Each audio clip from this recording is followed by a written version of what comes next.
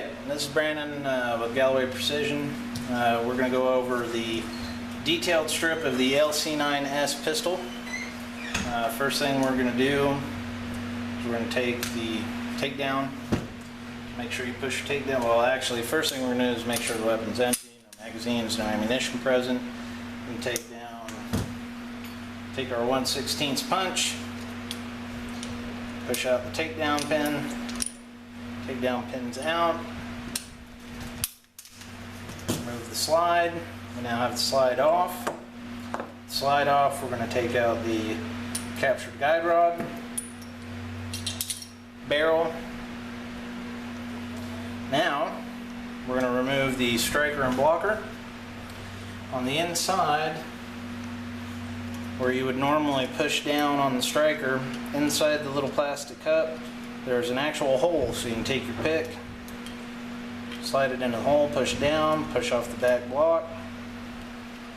Striker will come right out. Now, what I like to do is I take the striker, I put it in the little one of the holes, I place the cup inside, push down the spring, remove one cup, second cup, spring comes off. We're going to set those off to the side, and there's your striker. This is one of the parts that we will be making in the future. Now that that's all out, we've got our slide ready. You can take your slide, hit it on the bench a couple times. You'll notice that there's a pin. Take some needle nose or some tweezers. I'll do my tweezers instead. There's a hollow point in the end of the pin. Pull the pin all the way out. Your blocker and blocker spring are going to drop right out. We're going to set those off to the side. We have now detail stripped the slide. Moving on to the frame. It's going to be much easier for people to do with the frame still on. So the first thing we're going to do is knock out the 1/16 pin that holds the trigger safety in place. So we're going to take our 1/16 punch, place it up on the block, line up one of the holes,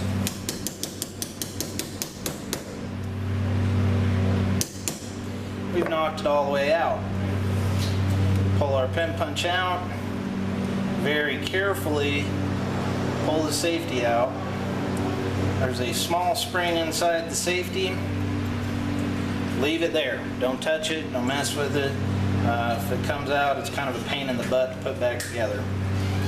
Now the reason we did that first is because it's going to make taking the trigger pivot out a whole lot easier.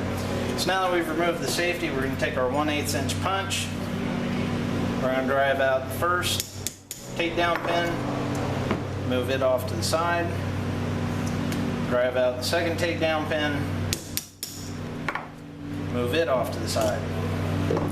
Now what I like to do to get the chassis out is I'll push up on the safety. That gives me enough leverage to get the whole chassis out. We are now done with the frame. Unlike the hammer-fired version, there's no hammer, spring, nothing like that, so we don't have to worry about it. The frame, we're done with it for now. We're going to set it off to the side.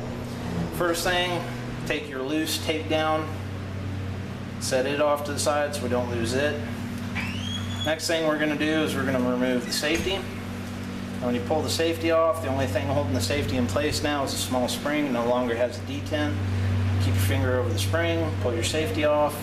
We're going to set it off to the side. And take our tweezers or our pliers. We're going to grab this.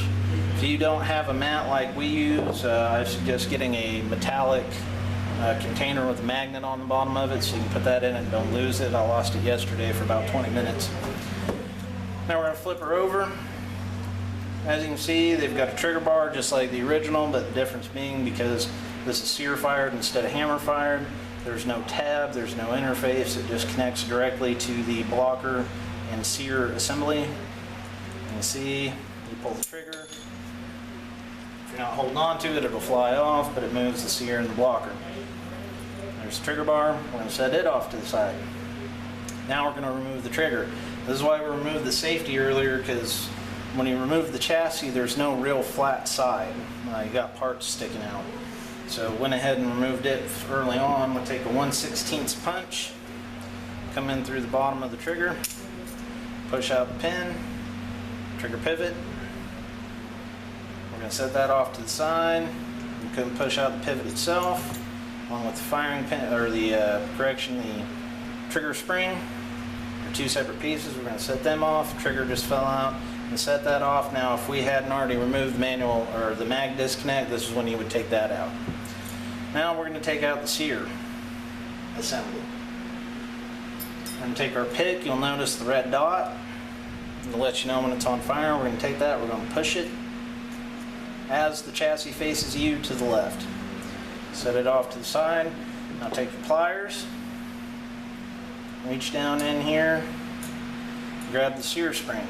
Now the sear spring on one side has a 90-degree angle, the other side's flat. That'll come into play here in a second when we put it back together. We're going to set that off to the side, give it a little shake. Oh. The ejector comes out, set it off to the side. The sear's going to drop out the bottom. There's your sear.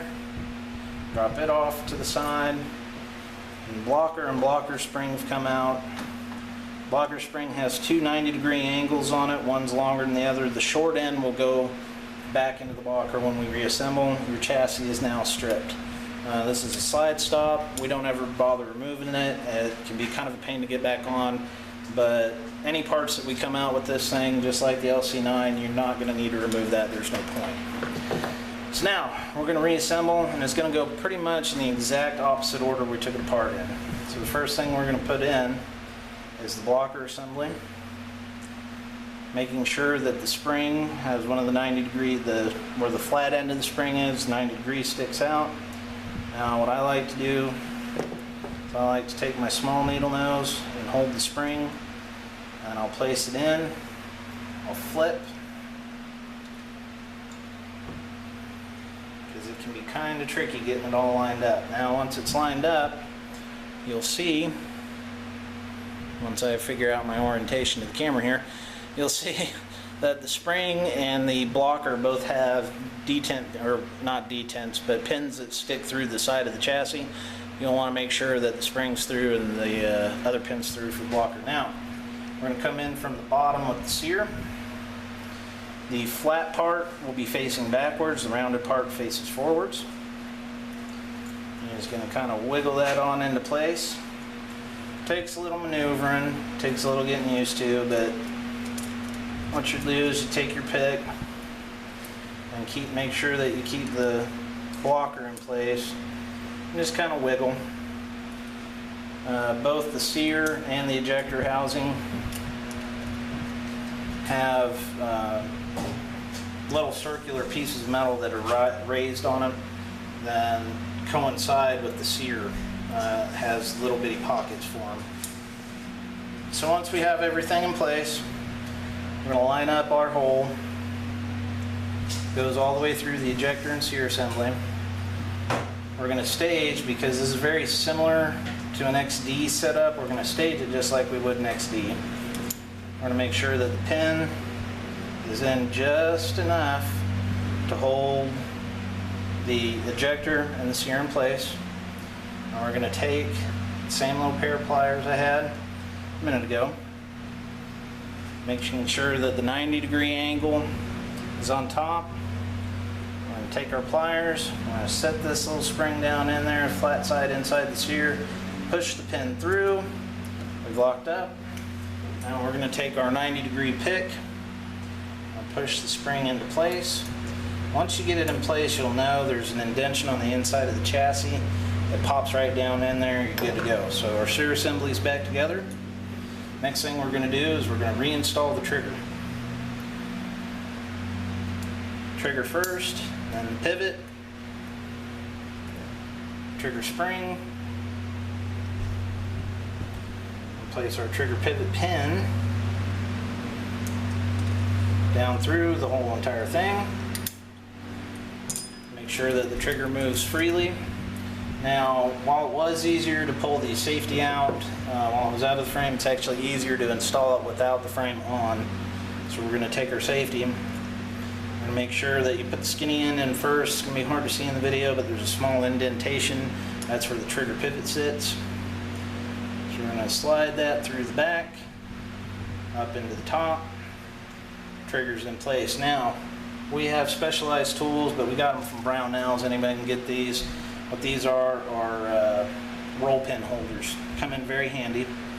So this is the smallest size at, I believe, 1/16. Maybe a little bit larger, but it's also got a magnet inside that holds the pin. So we're going to set that up on our block. And what I like to do is I'll take and hold it. I'll push the pin in by hand until I hear that little click noise. What that is the roll pin holder hitting the trigger. It's in just enough to where I can check and make sure that the spring hasn't come out or been placed back in wrong. As the trigger sits forward, you should be able to move the safety. So then what I do is I hold the chassis with the trigger on the actual block, tap it in, that part's done. Now, we're going to put on our trigger bar. As you can see, now that we don't have to worry about this little catch down here, it's just going to sit right on the sear block. I'm going to wind our trigger spring around, lock it in. I'm going to put the safety back together now. The first thing I like to do is I like to put the safety on first and then the spring. It makes it much easier. The spring only goes in one way. You'll look at it and see how the mold is. Alright, so we're going to place the spring in. I like to take a punch, push it down. Our chassis is now completely back together. So we're going to take our frame, sliding trigger in first, push the chassis in. I like to make sure it's in just enough to hold the trigger bar and the safety in place without me having to worry about them falling out. I'll take my takedown, place it, and that's 2 detents there, push the whole assembly home. Our takedown pins, one side's tapered, one side's not. You'll know when you go to push it home, the tapered end goes in first, see how easy it slides in. Now the front pin always takes a little more effort, so we're going to take our polymer hammer, nail it home. Done with the frame, it's reassembled. Now we're going to reassemble the slide and put the whole thing back together. Alright, first thing we're going to do is put our striker assembly back together.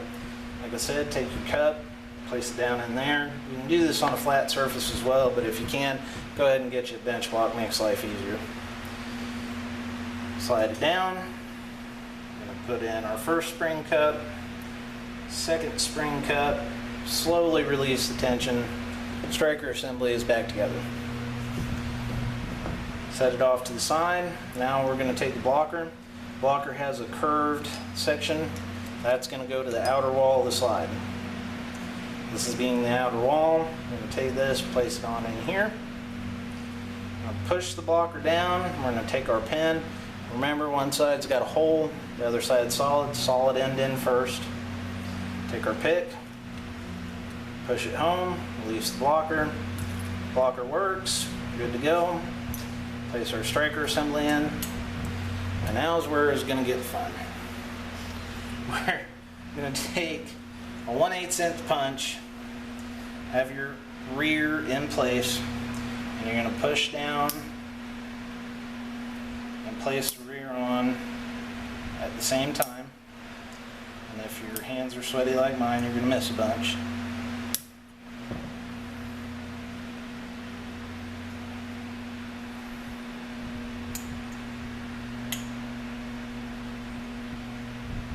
Alright, now once you have the cup in enough to where the back plate catches, you're going to push it all the way up. Hear it click in place. What that's doing is it's pushing the sear back, or the striker back. So what I like to do, it's back in its block position on the blocker. I like to push it in. It goes home. Okay, we've got everything put back together. Let's recock the striker. We're going to put our barrel. We're going to put our guide rod. Make sure our takedown lever is down. Slide on the slide. Push in our takedown pin, which is also tapered, by the way, so if the first time you put it in doesn't go, flip it around.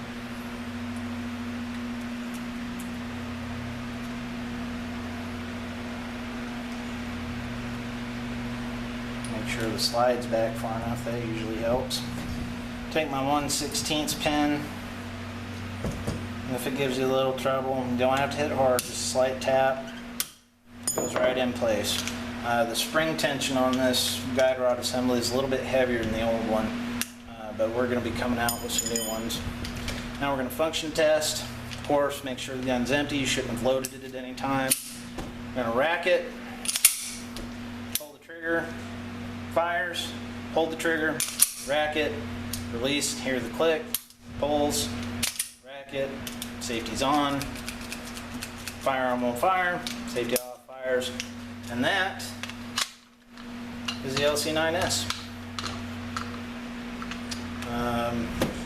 Be looking for a lot of parts coming out for this thing. We're going to be making sear set, spring set, you name it, we're going to come to market with it. Ruger's done a really good job on this one. But as always, we'll make sure that we improve it as much as we can.